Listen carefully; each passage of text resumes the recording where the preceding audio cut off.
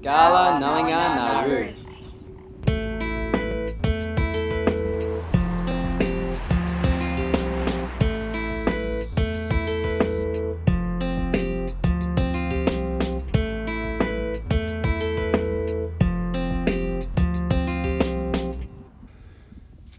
Dorangan, the Black Witch in Bunjalung, she was very protective of the water, and she collected the water and she put them in carrion dishes, and she never shared the water. She was I think she was very greedy and mean at times. Usha come along was Balagan. She asked him could he mine the water while she went hunting, and he agreed, so away she went. Within that time, the Balagan, the handsome man, became very hot and thirsty, so he started to drink Dorangan's water. About an hour later, when she got back, she noticed that the water was drank, and she knew that the culprit was Balagan. So she threw a spear at the water dishes, and the water dishes split in two, and away the water started running all over the place. On the other side of Maclean, Dorangan started to feel sorry, and she started to cry, and her salty tears fell into the water, which created the sea at Yamba. She was turned into a fig tree by her elders.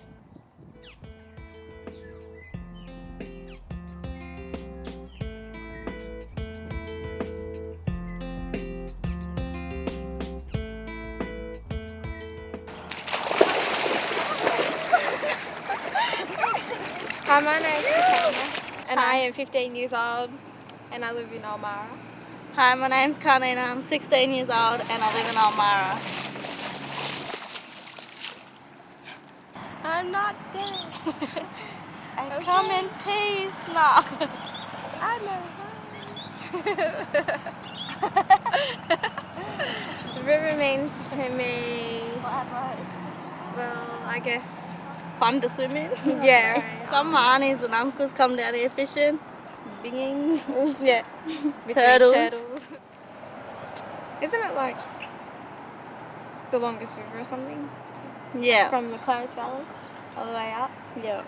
The water and the river has always played a major role in history, Aboriginal history and white history. Even today on the upper Clarence River, people still go hunting for turtles and fishing for catfish. So they still do their hunting and gathering. If you look at the early records of the Clarence River, you'll find that a lot of white people drowned in the river because they couldn't swim. So we had a lot of younger people, young teenagers, young men drowning because they didn't know how to swim. And they didn't know where to cross the rivers. They didn't know that you don't go in certain areas, and you have to read the river to know where you can do these things. Sweet. My name's Hayden Tilley. I've been living on the Clarence for good 7-8 years. I just go fishing, swimming, yeah, just pretty much just bum around. Have a bit of a drink every now and then. Come down, sit on the water. It's pretty good living up here and that on the river and all that. Well, it's alright living in Grafton on the river and that. The river's really nice and relaxing just to come down and sit around and just relax and have maybe sit down with your girlfriend or your partner or mates or whoever, and just nice. because I used to live on the river and now I'm not really, well, I'm near it, but I don't know, I'm not as connected with it. Other stuff to do, more things to worry about now. Clarence, it's everything to Grafton, where everyone goes pretty much, everyone knows about it. It's the key to Grafton. I look out over the water and see the boats go up and down. I see children in the shallows playing, splashing around. There's anglers on the bank just trying to catch a feed. I stare closer to see ripple reflections of me, and I think about these scenes and how we're privileged to be blessed by this river and how so easily we could lose all we have in the blink of an eye. Watch as it all fades away so simply by empowering pollies to do what they think is fair. Do they know what we've got to lose? Do they even care? Cause to get voted in they'll give anything a shot. Don't take our river of dreams, don't take away all we've got.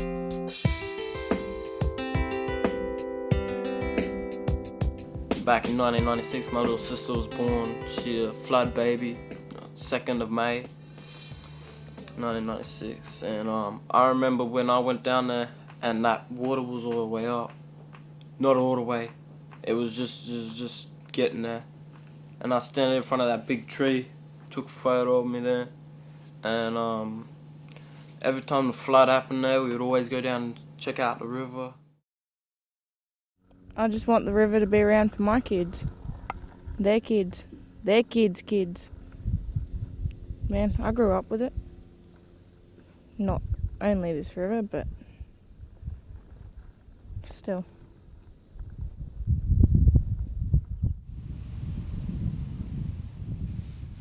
The river is also, it goes around us and we go around the river, you know what I mean? But there's other issues. We got to step out of the river. We can't go back to the river anymore. We can go there in leisure, but not like the old times. I'm sure the river is angry that we're being treated the way we're treated. We've got to move forward. We can't move backward. As the sun sets on this river of dreams, shadows of the trees are moving, it seems. The cityscape silhouettes illuminate the breeze. Hearing hustle and bustle of the people in the street, as people survive with the river by their side. Tourists come and go like the ebb of the tide. The heartbeat of the Clarence keeps our history alive. Now the future depends on what our pollies decide.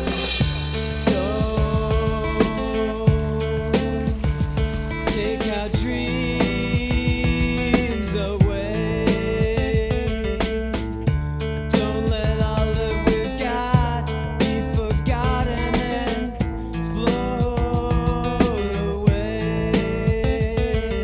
By damning us, you jeopardise the health of the river. Realise that you're hurting yourself and you quiver at the thought of the impact on the history that we've got. The next minute you see that your chances have been shot. Shoulder to shoulder the Clarence people will stand, getting colder and colder about our river getting damned. Our residents will fight for what they think is right as we watch our politicians running scared in flight.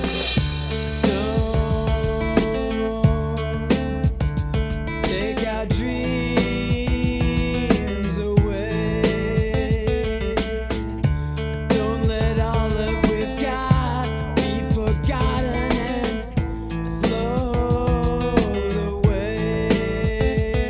I look out over the water and see the boats go up and down. I see children in the shallows playing, splashing around. There's anglers on the bank just trying to catch a feed. I stare closer to see ripple reflections of me, and I think about these scenes and how we're privileged to be blessed by this river and how so easily we could lose all we have in the blink of an eye. Watch as it all fades away so simply by